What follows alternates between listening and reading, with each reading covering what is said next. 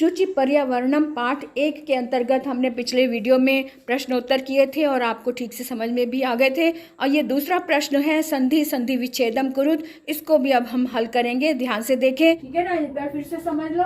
अंतिम में पद्यांशे कवे कामना अस्ति, अंतिम पद्यांश में कवि कामना करता है कि लता तरु गुलमाह, लताएं तरु वृक्ष और झाड़ियां जो है वो प्रस्तर तले पत्थर के नीचे आकर पिष्टा नो भवंतु, पत्थर के नीचे आकर पिसने नहीं चाहिए। निसर्गे पाषाणी सभ्यता, प्राचीन सभ्यता में समा जाए, ऐसा नहीं होना चाहिए। ना स्यात्, ऐसा नहीं होना चाहिए, क्योंकि कवि जो है वो मानव के लिए जीवन की कामना करता है। तो आपने देखा कि पिछले वीडियो में मैंने ये वाले प्रश्न उत्तर इस तरह से करवाए हैं। 6 प्रश्न उत्तर हैं, 6 के उत्तर इस तरह से हैं, आप पिछले वीडियो में देख सकते हैं। शुचि पर्यावरणम पाठ 1 के अंतर्गत हमने पिछले वीडियो में प्रश्नोत्तर किए थे और आपको ठीक से समझ में भी आ गए थे। और ये दूसरा प्रश्न है संधि संधि विच्छेदम कुरुत, इसको भी अब हम हल करेंगे। ध्यान से देखें, यहाँ भी पहला प्रश्न प्रकृति ही और खाली स्थान दिया हुआ है और साथ में शब्द दिया हुआ है प्रकृति रेव। तो यहाँ प्रकृति रेव जो लिखा है, र जो है वो विसर्ग के स्थान पर आया है और ए जो है वो एव है, इसलिए दोनों की संधि करके प्रकृति रेव आ गया है। और जब हम इसको विच्छेद करेंगे तो प्रकृति प्लस एव आ जाएगा, इस तरह से इसका शब्द बनेगा।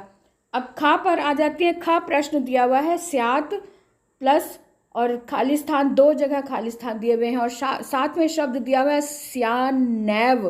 स्यान्नैव का मतलब है कि स्यात् जो न आधा न है वो उसके स्थान पर त बना हुआ है, जो स्यात् दिया हुआ है। अब जब इस तरह के प्रश्न आ जाते हैं तो जब लास्ट में जो नैव आता है तो त जो है, जैसे त है, ये अपने ही वर्ग के 5वें वर्ण में बदल जाता है, क्योंकि त थ द ध न है, तो इसलिए जब इसकी संधि करेंगे तो त का आधा न बन जाएगा, क्योंकि नैव आया हुआ है। अब जब इसको विच्छेद करेंगे तब न और एव आ जाएगा, तो इसकी संधि विच्छेद इस तरह से बनेगी स्यात् प्लस न प्लस एव। जब इसको जोड़ेंगे तो स्यान्नैव शब्द बनेगा। अब अगला शब्द है ग में दिया हुआ है, पहला खाली स्थान दिया, उसके बाद प्लस में अनंता दिया हुआ है और शब्द दिया हुआ है तैयार ह्यनंता। ह्यनंता को जब हम विच्छेद करेंगे, ह्यनंता का मतलब है कि यहाँ पर यण संधि है, तो यण संधि का मतलब है ही आ रहा है, ई से य बन जाता है, तो इसलिए ह्यनंता बना है। तो ही प्लस अनंता शब्द बना है, इस तरह से जो खाली स्थान है वहाँ पर ही आ जाएगा। अब यहाँ घ प्रश्न देखते हैं। घ में बहि प्लस अंतः प्लस जगति ये शब्द दिया हुआ और उसका तैयार शब्द हमने भरना है। तो बहि का जो विसर्ग है उसका र बन गया, र में अ मिलाया तो र पूरा बन गया। अब आगे बहिरंतः इस तरह से शब्द बना। अब अंतः का जो विसर्ग है उसका भी र बनाया, तो र जो है ज के ऊपर लग जाएगा, तो शब्द बनेगा बहिरंतर जगति। अब 5वां प्रश्न देखते हैं। ङ यहाँ पहले खाली स्थान दिया हुआ है, फिर नगरात है और पूरा शब्द है असमान नगरात। अब यहाँ पर भी असमान नगरात का मतलब है कि डबल ना लगा, आधा ना और पूरा ना लगा हुआ है। जब इसके विच्छेद करेंगे तो अस्मात लगेगा। पहली बात तो ये है कि नगरात शब्द में पंचमी विभक्ति लगी है, तो पंचमी विभक्ति अगर एक में लगी है तो पहले शब्द में भी पंचमी विभक्ति ही लगेगी।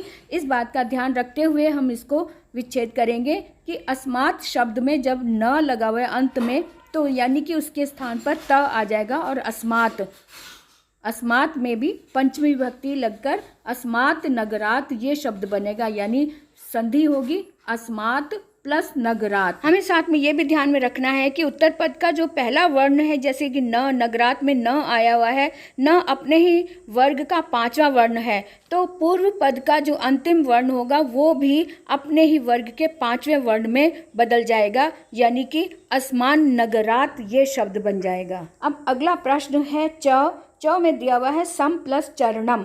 सम प्लस चरणम में हमें ये देखना है कि चरणम यानी उत्तर पद का पहला वर्ण च वर्ग का आया हुआ है और च वर्ग होने के कारण उसका 5वां वर्ण य बनता है, च छ ज झ य। इसका मतलब है कि सम का म जो है वो भी अनुस्वार में या तो बदलेगा और उसका जो अनुस्वार है वो य के रूप में बदलेगा, तो इसलिए संचरणम ये शब्द बना। अंतिम प्रश्न के रूप में हम देखते हैं कि धूमम प्लस मुंचति ये शब्द दिया हुआ है। अब यहाँ पे प्रश्न है कि दोनों ही पूर्व पद का अंतिम और उत्तर पद का पहला अक्षर भी समान है, यानी दोनों ही अक्षर पंचाक्षर हैं, अपने ही वर्ग के 5वें अक्षर हैं। जब ऐसी स्थिति होती है तब पूर्व पद का अंतिम वर्ण जो है वो अनुस्वार में नहीं बदलता, बल्कि 5वें अक्षर में ही यानी डबल आ जाता है। अगर उधर भी दोनों तरफ म है तो आधा म आ जाएगा। तो इस तरह से धूमम मुंचति इस तरह से शब्द बना। तीसरा प्रश्न इस तरह से, अधोलिखिता नाम अव्ययानाम सहायतया रिक्त स्थानानि पूरयत, यानी कि नीचे लिखे अवयवों की सहायता से रिक्त स्थानों की पूर्ति कीजिए। शब्द दिए हुए हैं सहायता के लिए, भृशम, यत्र, तत्र, अत्र, अपि, एव, सदा, वही। इन शब्दों को इनमें भरना है।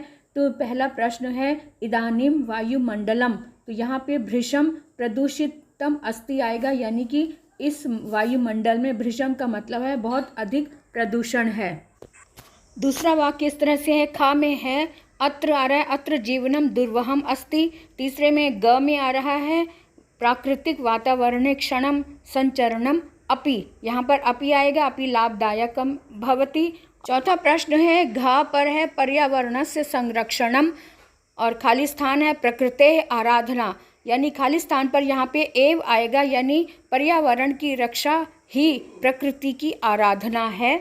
अगला पांचवा प्रश्न हमारे सामने है समयस्य सदुपयोगः करणीयः, यानी कि सदा शब्द आना चाहिए यहाँ पर। अगला प्रश्न है भूकंपित समय, यानी भूकंप के समय में आगे रिक्त स्थान के बाद है गमनम एव उचितम भवति, यानी कि गमन करना ही उचित है, यानी कि बाहर भूकंप के समय में बहिर यहाँ शब्द आएगा, यानी बाहर घूमना ही उचित होता है, तो बही शब्द आ जाएगा। अगला है न में है 2 रिक्त स्थान दिए हुए हैं, यानी खाली स्थान हरितिमा शुचि पर्यावरणम, यानी यत्र जहाँ हरितिमा यानी हरियाली होती है, तत्र शुचि पर्यावरणम वहाँ स्वच्छ वातावरण होता है, स्वच्छ पर्यावरण होता है। इस तरह से हमारे ये प्रश्न भी कंप्लीट हुए रिक्त स्थानों को जिसमें अव्यय भरे गए हैं। अव्यय का मतलब है कि इनमें इन शब्दों में स्त्रीलिंग, पुल्लिंग या फिर किसी भी परिस्थिति का कोई असर नहीं होता, चाहे किसी भी परिस्थिति में शब्द आए, इन शब्दों में कोई परिवर्तन नहीं होता। इस बात का ध्यान रखें। अव्यय का मतलब है अविकारी शब्द जो बदलते नहीं हैं, वैसे के वैसे ही यूज में लाए जाते हैं। कि शुद्ध हिंदी के शब्द होते हैं उन्हें हम तत्सम शब्द बोलते हैं, और जो हम बोलचाल की भाषा में सरल शब्दों में जब हम उसका अर्थ करते हैं तो वो जो अर्थ है वो होता है तद्भव शब्द। तो ये तत्सम और तद्भव शब्द भी इसी पाठ के अभ्यास कार्य में से लिया है, आप इनको दे सकते हैं। इसके लिए मैंने अलग वीडियो भी बनाया हुआ है, उसका लिंक भी इसमें दे दूंगी, आप ज़रूर देखें।